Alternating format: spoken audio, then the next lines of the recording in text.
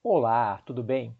Meu nome é Marcelo Teles e neste vídeo eu vou apresentar a solução para estes três desafios aqui que foram propostos depois de construir um projeto com base nestes dois vídeos aqui, o Ordenar em Java e o Java Comparator, que o primeiro é a ordenação de objetos dentro de um ArrayList utilizando o Comparator e o outro é a criação de objetos com base em dados de arquivos JSON. Então, após fazer esse projeto, surgiu diversas possibilidades, né? Então, estas aqui são três possibilidades. Por exemplo, desenvolver um método para criar 30 carros. Então, vamos supor que a gente tem esses dados dentro de um arquivo JSON e a gente quer criar um ArrayList com esses 30 carros. Bom, o primeiro passo é fazendo um arquivo JSON, né, estes 30 carros. Antes de fazer no arquivo JSON, eu sempre faço num arquivo CSV, porque é mais tranquilo de trabalhar, e aí depois eu posso converter ele para um JSON. Então, supondo que você fez o seu arquivo CSV, você pode copiar todo esse conteúdo do seu CSV, e aí você pode entrar neste link aqui que eu vou mostrar para vocês. Já deixei preparado aqui. Aqui.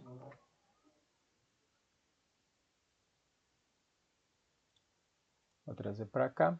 Então você entra no Google ali, digita CSV para JSON, ele vai vir para essa página aqui, E aí aqui nessa página você pode colocar algum conteúdo que você tenha. Deixa eu copiar aqui. E você pode colar aqui. E ele vai converter para o formato JSON, certo? Aí basta copiar e colar num outro arquivo e ele vai ficar mais ou menos assim, certo? E aí você então vai ter um arquivo que você pode ler a partir da linguagem Java. E como que a gente faz isso? Vamos lá ao código então. Até aqui a gente tinha desenvolvido nos outros dois vídeos, né? Até essa parte aqui. Então tudo isso aqui a gente já tinha feito nos outros dois vídeos, eu explico nos outros dois vídeos que eu apresentei no início. E esta parte aqui é a parte nova. Então aqui ele vai imprimir os carros mais caros, e aqui ele vai imprimir a soma do preço de todos os carros, e aqui vai imprimir formatado. Para a gente carregar um arquivo JSON, eu criei um método então. E o método é exatamente este método que eu configurei e criei aqui na classe carros controle. Vamos lá então. Lá em carros controle, esse método eu poderia ter feito em carro, né? Mas como a gente gosta de padronizar na classe carro, então que a gente fez aqui, a gente costuma colocar apenas os atributos e os getter e o setter desses atributos. No máximo a gente coloca um print, né, para fazer a impressão, ou um toString para fazer a conversão, e as outras operações, os outros códigos a gente coloca geralmente numa classe separada. Foi isso que eu fiz.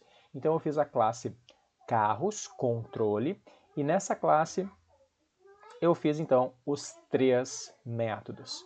O método que vai criar os 30 carros a partir do arquivo, o método que vai achar o carro mais caro e o método que vai somar todos os preços. Vamos ao primeiro método então, que vai criar os carros a partir do arquivo JSON. O método ficou assim então. Inicialmente eu inicializei o meu ArrayList, que eu chamei de carros, né? Eu criei um parser aqui para poder percorrer o arquivo. E aí eu fiz um try aqui, onde eu vou tentar abrir um arquivo chamado 30carros.json.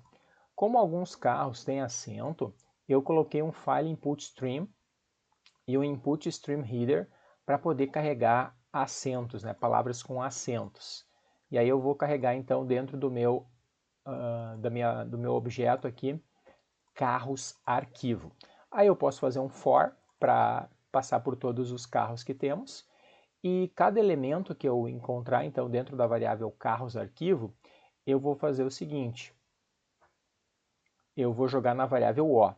E aí a minha variável O, ela vai ser convertida para um JSON Object e eu vou jogar dentro da variável car underline.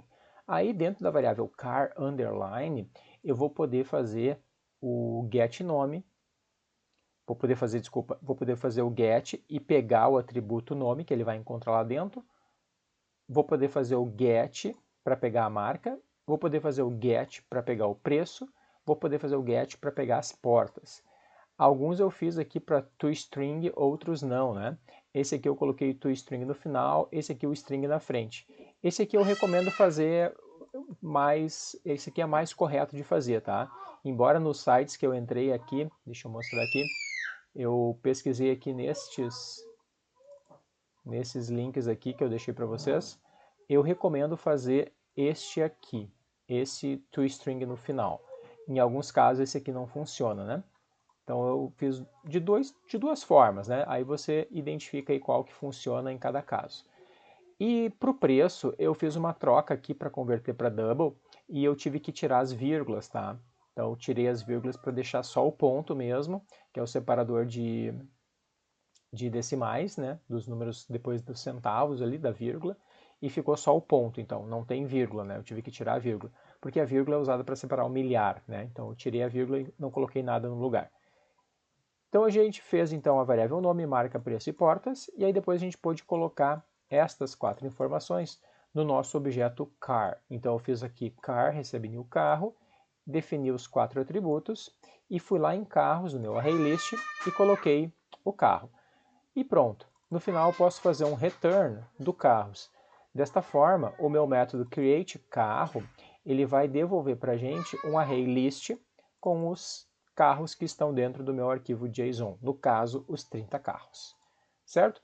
Como que eu uso esse método? Muito simples. Para usar esse método, a gente pode fazer assim. Então, a gente criou a variável carros, a ArrayList, né?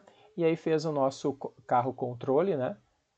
Carros controle, que é o CC, e executamos o método createCarro. Nesse momento, a nossa variável carros vai ter os 30 carros.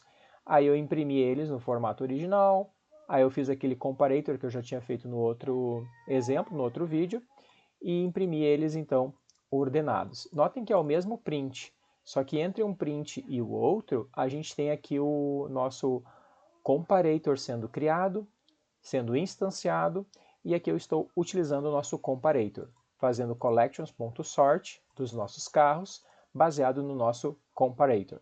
Esse compara por preço, ele tem como regra aqui a comparação dos dois preços dos dois carros, né? Então ele vai ordenar por ordem crescente de preço.